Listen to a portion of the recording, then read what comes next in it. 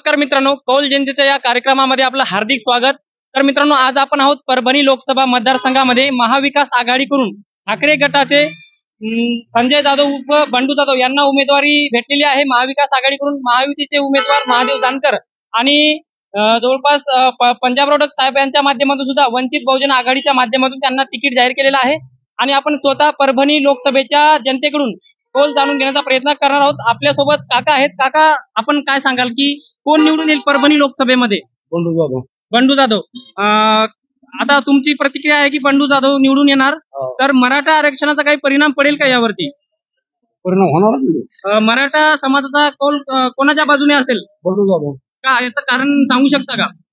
कारण का आरक्षण मांडलं, आरक्षण गेलं ना जेनं मातृगमने गेलं, याच्यातला तिकडे फोडा, याच्यातला तिकडे ह्या पक्षातला त्या पक्षात नेला। भविष्यामध्ये बंडू जाधव खासदार जर पुन्हा निवडून आले तर मराठा आरक्षणावर बोलतील का? बोलतील ना, बोलतील। तर आपण नक्कीच जाणू शकता कौल जनतेचा या कार्यक्रमामधून। काका, शेतकरी स्वतःला म्हणून घेणारे पंजाब रोडक वंचित बहुजन आघाडीकडून लोकसभेची निवडणूक लढवत आहेत, तर तुम्ही कसा बघताय की परभणी लोकसभेमध्ये महायुतीचे महादेव जानकर निवडून येतील का? महाविकास आघाडीचे जे की ठाकरे गटाचे बंडू जाधव आहेत, कोण निवडून येईल? बंडू जाधव। कोणत्या कारण तुमचं कौल त्यांना आहे?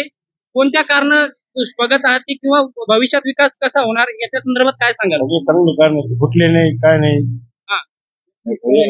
एक निष्ठ राहिली। आता शेतकरी पुत्र पंजाब रोडक असं म्हणत आहेत की 18 पगड जातींचा पाठिंबा मला आहे आणि शेवटी शेतकरी पुत्र आहे, लाखो शेतकऱ्यांचा परभणी जिल्ह्यातला कौल माझ्या बाजूने आहे, यावरती काय सांगाल? ते नाही येऊ शकत।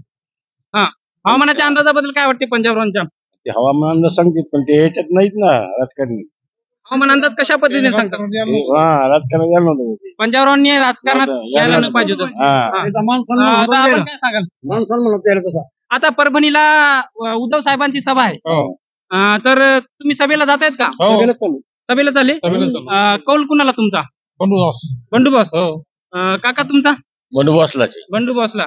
याच्या अगोदर दोन टर्म बंडू जाधव खासदार होते, त्यांचं काम कसं वाटलं? चांगलं वाटलं, आम्ही त्यांचेच कार्यकर्ते आहेत।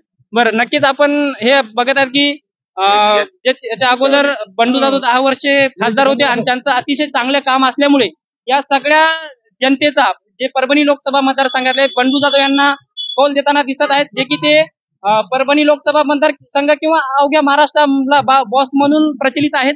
काका, काय सांगाल? बंडू बॉसच। उद्धव ठाकरे की एकनाथ शिंदे? उद्धव ठाकरे। महाराष्ट्रामध्ये सध्या फोडाफोडीचं राजकारण चालू आहे, याच्याबद्दल काय सांगाल?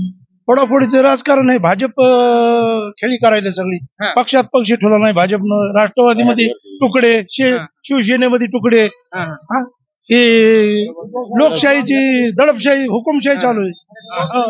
मराठ्याला आरक्षण सुद्धा मिळालेलं नाही। आरक्षणाबद्दल बंडू जाधव मुद्दा मांडतील का भविष्यात? मांडणार। बरं काका, आपण काय सांगाल? सांगितलं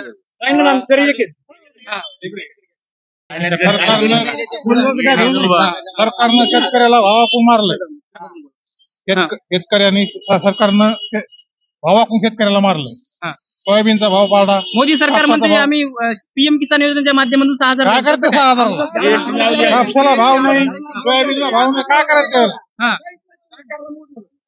शेतकऱ्याला भावच नाही, काय करायचं? 6,000 नका बी आम्हाला ते, आम्हाला मालाला भाव पाहिजे। मराठा आरक्षणचा मुद्दा मांडलाय, आरक्षण दिलं नाही आम्हाला। मनोज जरांगे पाटलांच्या नेतृत्वाखाली आम्ही सगळा समाज चालणार, म्हणजे वनवे समाज महाराष्ट्रामध्ये चालणार। आले समजा आपल्या हिंगोलीमध्ये, आपल्या परभणीमध्ये बंडू जाधव आले समजा। 100% निवडून 2 लाखाच्या फरकाने निवडून आले, 2 लाख मताने लीड होईल। आज आम्ही परभणी लोकसभेमध्ये जवळपास इकडे संपूर्ण याच्यापर्यंत फिरलो, जालन्याचा काही भाग आहे त्याच्यामध्ये, तर आम्ही परतूर केलं, जालना केला, काही भागी जालन्याचा, काही सांगू किती मंठा केला, पूर्वी लीड 100% बंडू बॉस। दादा, आपण काय सांगाल? बंडू बॉस। तर नक्कीच परभणी लोकसभा मतदारसंघामध्ये कौल जनतेचा या कार्यक्रमाच्या माध्यमातून अजून काही जनतेच्या प्रतिक्रिया जाणून घेण्याचा प्रयत्न करतो आहोत। सांगा, काय सांगाल? आम्हाला भाजप सरकार धनगर समाजाला 3 महिन्यात आरक्षण देऊ केलेलं होतं, मग काही दिलेलं नाही आरक्षण। आम्हाला आरक्षण द्यावा भाजप सरकारने, आमची इच्छा होती, मग मदतच येईन, आचारसंहिता लागली म्हणून सांगितलं आम्हाला। तर मग कसं करावं आरक्षण इथून पुढे तरी द्यायला पाहिजे का नाही. मग आताच योग्य टाइम आहे तुम्हाला योग्य माणूस निवडून देण्याचा. हो कुणाला निवडून देणार, कौल कुणाला? माशाला टाकावं लागेल ना मग आता हे आरक्षण नाही दिलं म्हणून. हा बर बर. आरक्षण जर दिलं असतं तर आम्ही भाजप सरकारच्या आजपासून पाठीशी होतो आणि आता बी राहणार होतो. म्हणजे ते नरेंद्र मोदींचा नारा आहे अबकी बार 400 पार, होईल का? नाही ना, पंतप्रधान नरेंद्र मोदीच राहावा.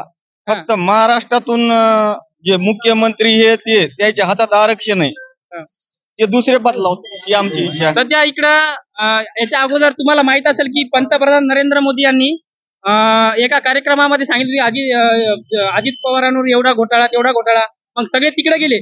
मग घोटाळे नील झाले का असं वाटते? काय वाटतं याच्याबद्दल तुम्हाला? म्हणजे सगळे तिकडे गेले, फोडाफोडीचं राजकारण. महाराष्ट्राची संस्कृती ती आहे का? नाही संस्कृती समजा भ्रष्टाचारी होते ते त्याच्या दाराला जाऊन बसले. आता तुम्ही भ्रष्टाचारी हे म्हणले अजित पवारवर घोटाळा आहे, याच्यावर घोटाळा आहे, सिंचन घोटाळा आहे, खाद्य घोटाळा आहे.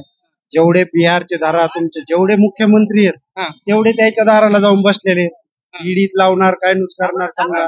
300चा गॅस येईना डायरेक्ट 1200 नेला. बरं, आता जर महाविकास आघाडी सरकार किंवा वरती केंद्रात जर काँग्रेसचं सरकार, राहुल गांधी जर प्रधानमंत्री झाले तर तुम्ही म्हणतात की गॅस 900 हजार झाला, 300ला होईल का परत?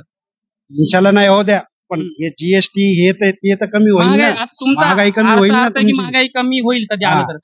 खताला जे आम्ही शेतकरी येतं, शेतकरी खत पहिल्यांदा फक्त 700 रुपयाला बॅग भेटत होती, आज त्याने 1800 रुपयाला बॅग केली. त्याच्यावर बी आलंय बीजेपी. बघा तुम्ही ती बॅग दाखवा त्याला, त्याच्यावर बी त्याचं नाव आलंय बीजेपी म्हणून. सगळं बीजेपी जर करताना घराला कसं जमणार? सभेला चालेल का? हो सभेला. कुणाची सभा आहे? बंडोबस्त उद्धव साहेब. उद्धव ठाकरे यांची. बरं. संपूर्ण दिसतंय तुमच्या याच्यामध्ये, म्हणजे शिवसेना म्हणजे मशालचं चिन्ह दिसतंय. तर तुम्हाला काय वाटतंय कोण निवडून येईल परभणी लोकसभा मतदारसंघ? बंडोबस्त. किती लीड येईल? 2 लाखाच्या मोहर. 2 लाखाच्या मोहर. पंजाब रोडक यांच्याकडे कसं बघतायत? नाही मताना खाण्यामुळे उभा केले ते येतच नाही. महायुतीचे उमेदवार महादेवजी जानकर इथले नाहीतच. म्हणजे इथलच्या माणसाला तुम्ही निवडून आणणार. दादा काय सांगाल? आम्ही बंडोबस्त. आता इथं आपण बघा की परभणी लोकसभा मतदारसंघामध्ये सर्वत्र ठिकाणी बंडोबस्त यांची हवा दिसत आहे. हवामान अंदाजाबद्दल काय वाटतंय? त्याचा हवामान अंदाज बरोबर आहे, निवडून येण्याची पण इच्छा बरोबर आहे.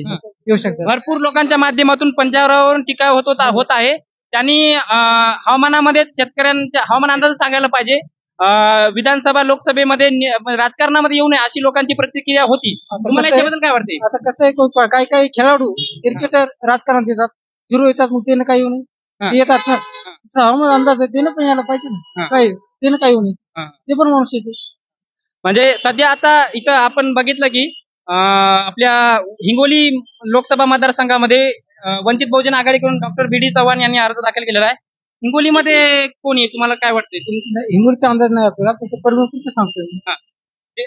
देशामध्ये कोणाचं सरकार येईल? सरकार कोणाची हो, फक्त महाराष्ट्रामध्ये आंबेडकर सरकार येईल एवढं सांगतो मी. किती सीट येतील वंचित बहुजन आघाडीच्या? 10-15 सीट आहेत. 10-15 सीट. तर आपल्यासोबत अजून दादा आहेत बोलण्यासाठी. काय सांगाल? भाजपविषयी नाराजी आहे सध्या, कारण भाजपनं सगळ्यांना गंडवलेलं आहे. शेतकरी असतील, काम करणारा वर्ग असेल, सगळा जो काही वर्ग असेल त्यांना गंडवलं आहे. मराठा समाजाला गंडवलेलं आहे. परत राहिला प्रश्न, ते फक्त ऍडव्हर्टाईज करतायत की आम्ही 6000 द्यायलो. पण शेतकऱ्याचं, एक एम्प्लॉईचं किंवा गव्हर्नमेंट मध्ये काम करणाऱ्या माणसाचं किती जणांचं ते किती खायला येतं जीएसटी मार्फत, त्याच्या मार्फत आहे का काही त्याचा अंदाजा नाहीये कोणाला. बरं, अजून अबकी बार 400 पार होईल काय? नाही होत. आता तुम्ही कुठं चालली? इकडं नाही, आमचं गावच आहे. नाही जायचं नाही का सभेला? सभा आहे ना. सभा आहे पण सध्या हा गावच आमचं आहे. सभा आहे, नाही जायचं का? बरं. कोणाला मतदान करशील? बंडोबस्त, ओनली बस. तर आपण बघत आहात की परभणी लोकसभा मतदारसंघामध्ये बंडोबस्त यांची हवा दिसत आहे. कारण की कौल जनतेच्या माध्यमातून आपण सगळ्यांना त्यांचा अधिकार म्हणजे बोलण्याचा अधिकार दिलेला आहे. धन्यवाद.